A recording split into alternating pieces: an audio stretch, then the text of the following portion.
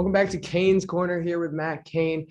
I had to come on today. I had to come on after this week because the NFL has been going crazy, especially with the quarterbacks and the situations that they've been in. I'm talking about Aaron Rodgers. I'm talking about Russell Wilson. I'm even talking about Carson Wentz and the Commanders. We got a lot to get through, and we're going to get through all of it, including a little matchmaking at the end from yours truly. We'll see how that one goes, but we're going to start with the Green Bay Packers. News finally came out. Aaron Rodgers announced on Tuesday via Pat McAfee that he will be returning to Green Bay for the 2022 season. Now, there was a ton of reports after that. Ian Rappaport came on to report that the deal was up to 4 years, $200 million, with $153 of that $1 million guaranteed. However, Aaron Rodgers came on to deny that report. He confirmed his return on his tweet, but he denied the contract details, said that they still need to hammer it out. And even Pat McAfee stated that his sources said those contract negotiations were false. So we haven't found any contract details since that point. Aaron said that they were hammering out, but we have to look at the Packers, and they actually need to get that deal signed by Wednesday, or else Rodgers will carry a huge cap hit for Green Bay, which they really don't want. Other news that came in for the Green Bay Packers was they tagged Davante Adams. He will also be returning for the 2022 season. They're trying to hammer out a deal to get him extended to be here with Aaron Rodgers in the future for the Packers, but they also need to get that deal done by next week, or else he's going to carry that franchise tag cap hit, which is not good. I mean, that's a team like the Green Bay Packers, a team that has been the number one seed for the past 2 years. They have had great players with their defense that have contracts expiring this year. So the Packers are really going to need to figure out how to work around their cap hits and their salary cap, because they're still under that salary cap. Now, Aaron Rodgers, if he's taking that contract that Ian Rappaport said, which you never know with Aaron Rodgers, him and the media are not too great of friends, but if he's taking that deal that Ian Rappaport reported, it's $153 million guaranteed. Now, the guaranteed, it's a ton of money, I know, but the guaranteed is what helps, because that will lower the cap for the time being. It's going to backload that contract, so you could figure out who to sign within a reasonable amount of time for the cap. So that's the reason why it's $153 million guaranteed. It's a huge number. I mean, it's going to hurt them in the long run. So it's kind of like a Super Bowl need to win in the next couple years. But regardless, Aaron wants some guys back. He stated that he wanted MVS back. Obviously wants Davante Adams back. He'll be back.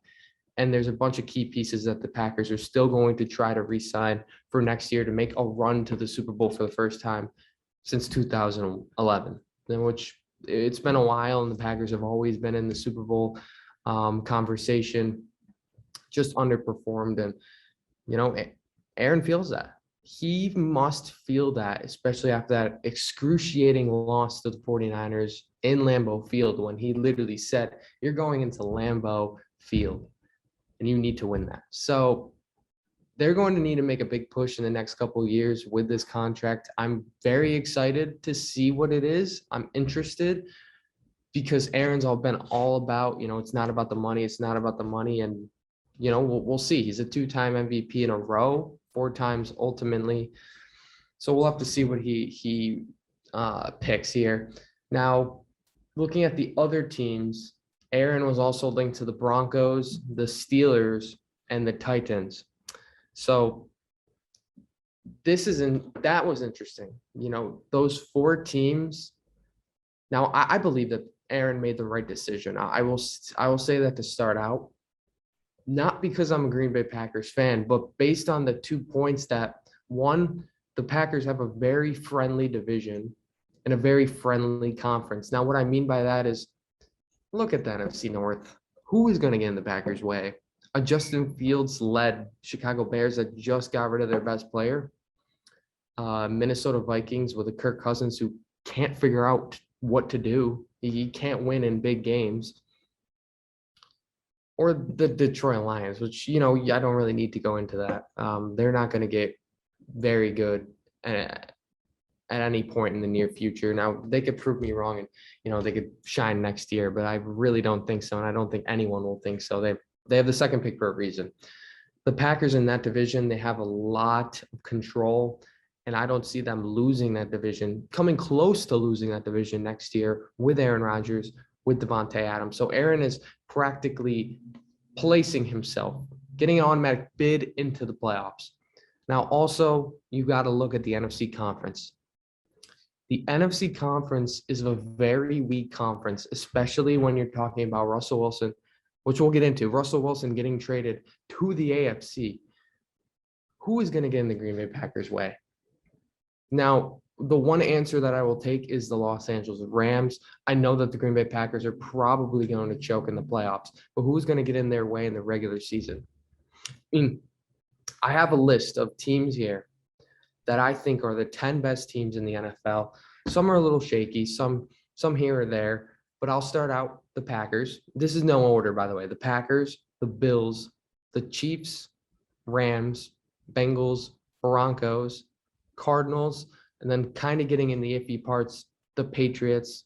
I'm sure the Titans are going to be just fine, and the Dallas Cowboys. Now, out of those teams, how many are in the NFC? I mean, we're talking about 4 out of the 10 teams being in the NFC. And 2 of those teams are the NFC West. Now, the Packers are just coming off their year where they played the NFC West teams. They played the Rams, the Cardinals, the Seahawks, and the 49ers last year. Beat all those teams, by the way, in the regular season. It's impressive.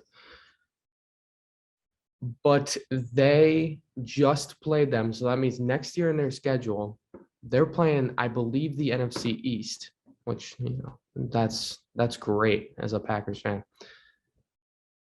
The only team that they're going to play out of the NFC West is the Rams. Now, that is a fantastic game. That's one to watch. But who's going to get in the Packers' way? Really? So I think Aaron picking the Packers was the best idea that he could have made.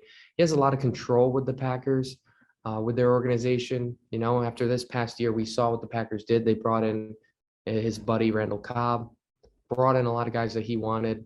He has so much control with that team.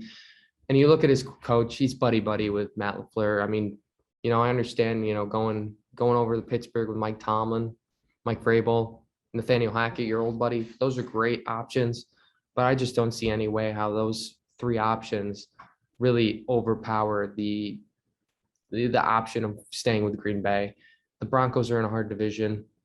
The Steelers, they don't like drama, and I don't think the Steelers would really love Aaron and the media. I mean, we saw what Antonio Brown, what that happened with the Facebook thing. We saw Chase Claypool, this past year. They don't like those media guys. They don't like those TikTokers, even though that's all they have. So, I would not want to go even in that division either. Lamar Jackson, Joe Burrow. Why would you want to get placed there? I mean, I think the second viable option, if I was Aaron Rodgers, would be the Tennessee Titans. Mike Vrabel is a great young coach, just won Coach of the Year. Derrick Henry is the best running back in the league. They have good weapons. A.J. Brown, probably better weapons than the Packers. A.J. Brown, Julio Jones. Their defense is kind of looking up, but, it's Packers, Titans defense is what it is. So that's would probably be the second viable option if I was Aaron. He actually supposedly bought a house in Nashville. So that would be my second viable option, but staying with Green Bay was my first choice for him if I was Aaron. And I'm sure it was his, stay with the fans. And the interesting thing that I'm still mulling right now is about Jordan Love. Now, he is under contract till 2023 with a 5th-year option. There's been a lot of reports lately that his trade value is a 3rd or a 4th, potentially a 2nd, but that could be a reach. Not going to get too much in depth with it, but I think there's a lot of viable options if they want to trade him. If I was a team like the Falcons, Matt Ryan's kind of on the bottom half of his career. The NFC South is very open. And, if you get a quarterback with potential, like I believe Jordan has, you could have him under Matt Ryan for a year and then have him play the last year of his contract. And then you could decide on that fifth year. Another option is the Colts. I mean, just getting rid of Carson Wentz, they need a quarterback, as well as the Saints, Seahawks, and Steelers. I think that's ultimately all open, and we'll have to see what they do with that. Probably will keep him for a year. I mean, he's a cheap backup to have, so they'll probably keep him for a year. But I would, if I was Green Bay, I'd be looking to trade him. So heading over to the second biggest news, this actually came about an hour and 45 minutes after that Packers news. There was a big trade this past week. Looking at it, it was probably one of the biggest trades I've seen in recent memory of a really great player, and that is quarterback Russell Wilson. Now, he was dealt over to Denver. We got the trade details on the screen. I'll go through that quickly. The Denver Broncos are going to receive quarterback Russell Wilson, as well as Seattle's 2022 fourth-round pick, while the Seahawks are getting quarterback Drew Lock, defensive lineman Shelby Harris, tight end Noah Fant, and whopping a ton of picks. I mean, 2022 first-round pick, that's the 9th pick, 2023 first-round pick, 2022 second-round pick, which is actually the 40th pick, 2023 second-round pick, and then the 2022 fifth-round pick. So they're really getting a big haul for Russell Wilson. Now, we'll get into my trade analysis. And I think this trade is very interesting. I think it was the right decision by Seattle to trade Russell Wilson. I think they got a great package. But I'm going to give them a C for this trade.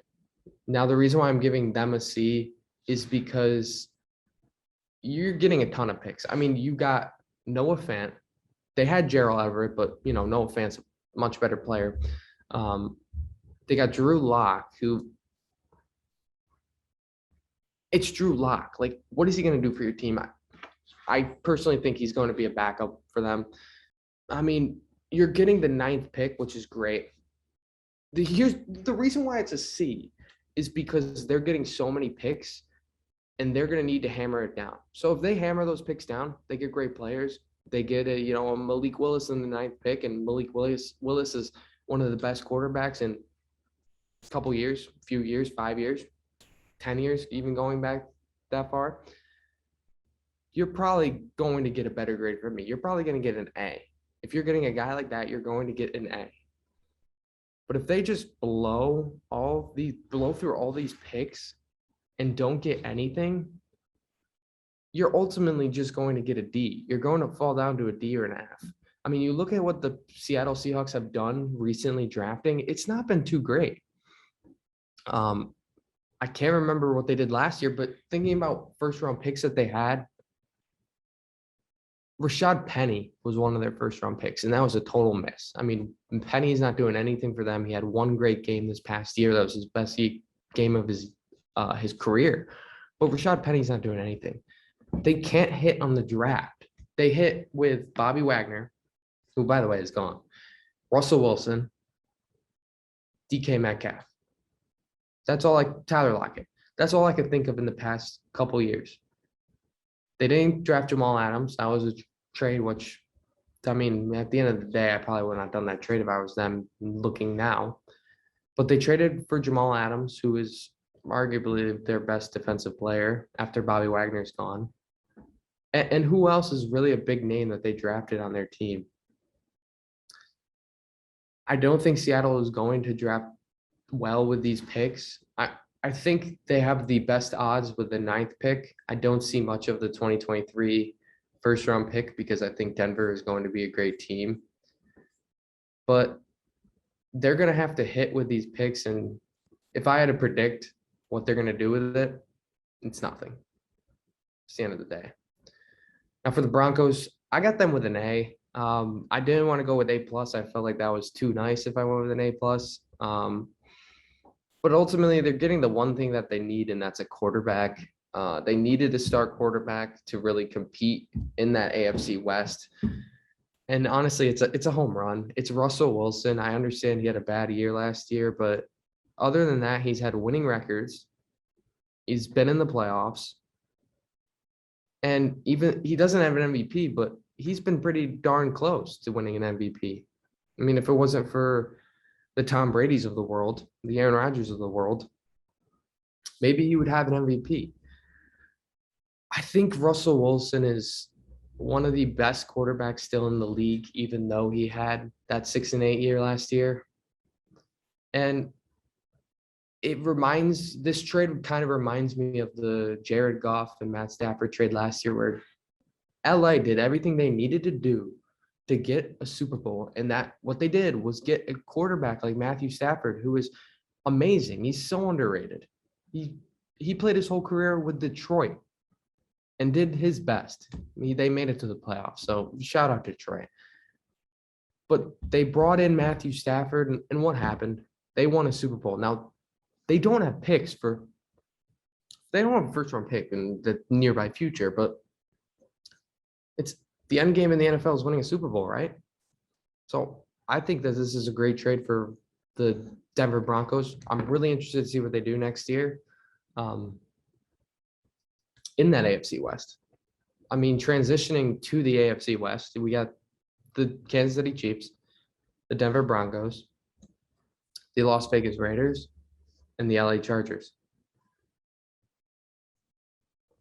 Now, with those teams, they have some really good quarterbacks. I mean, I'm talking about really good quarterbacks.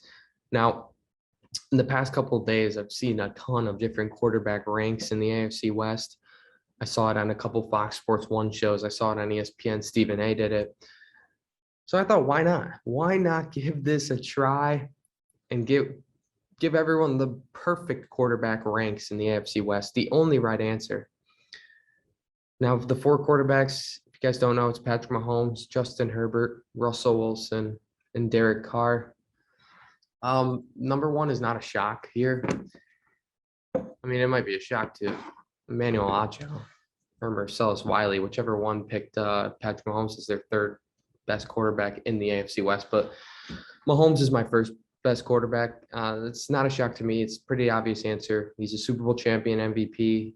And even though he had a bad year last year, it wasn't even that bad. It was his worst year. He still threw for 4,839 yards, 37 touchdowns. He had 13 interceptions, but still posted a 12-5 record. And even in the playoffs, he played his heart out. He played very well in the playoffs, just got beat by a better team in Joe Burrow and the Bengals. So Patrick Mahomes is going to be number 1. Nothing really told me that he would be number 2. Heading to number 2, this one was hard. It was very hard, and it came down to one spot. Now, I have my own quarterback rankings.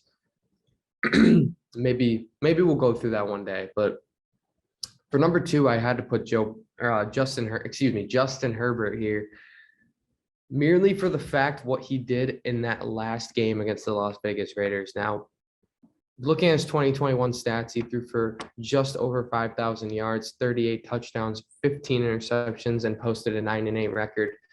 But what he did that was so amazing was in that Week 18 game against Las Vegas, he threw for 383 yards, 3 touchdowns, 2 of them being in the 4th quarter.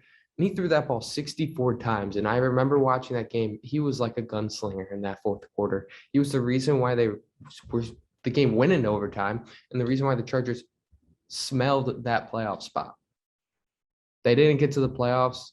It was pretty heartbreaking at the end of the game for them, not the Steelers fans, but for them. But he was slinging the ball, and I've never seen someone sling the ball so perfectly in 1 quarter. Justin Herbert was getting pressured so many times because of his awful offensive line. I mean, Max Crosby was going right through that right tackle and putting pressure on Justin Herbert, and he still was able to fling that ball. I mean, I don't have the fourth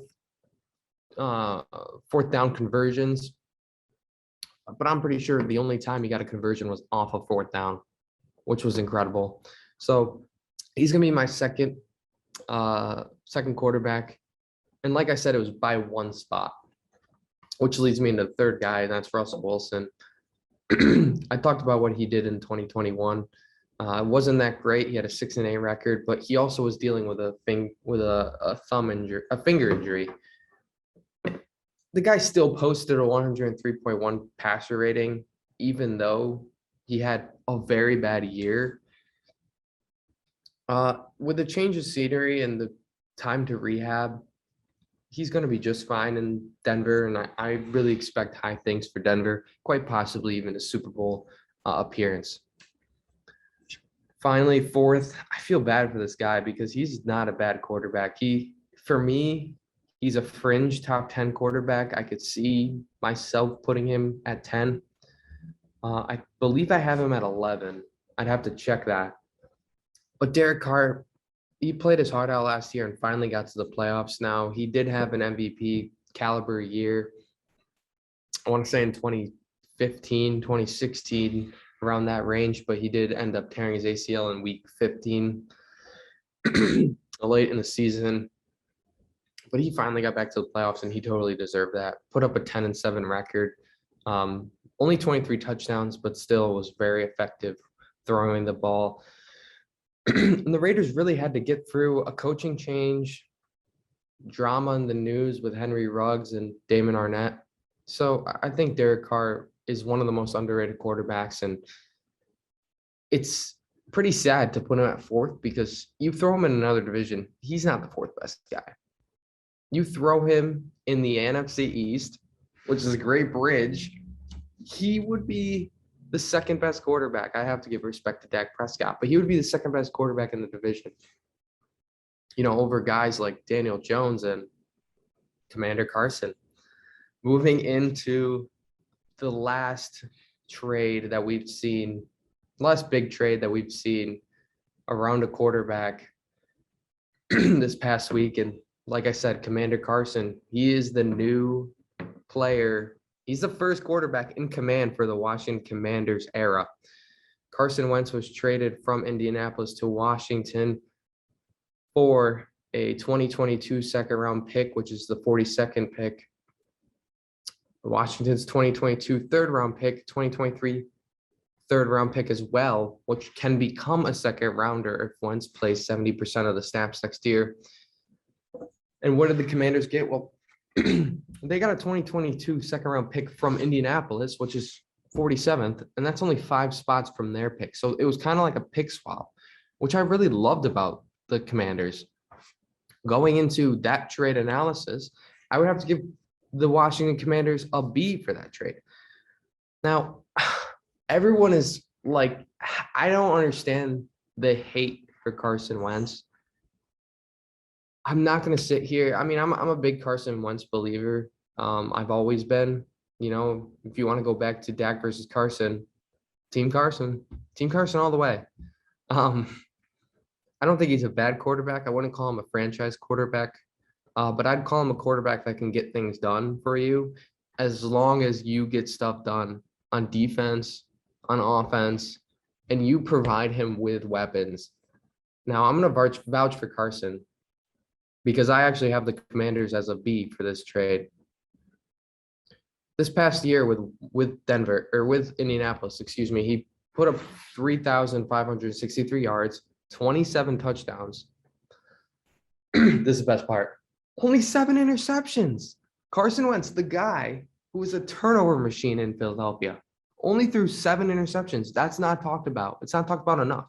He put up a passer rating of 94.6 and had a 9-8 record. Now, the record isn't too pretty, but keep in mind, Carson didn't have a ton of reps in training camp because of an ankle injury or even in the preseason, and they did lose their first 3 games to Seattle, the Rams, and Tennessee, which Seattle, okay. I mean, Russell Wilson was playing very well in week 1.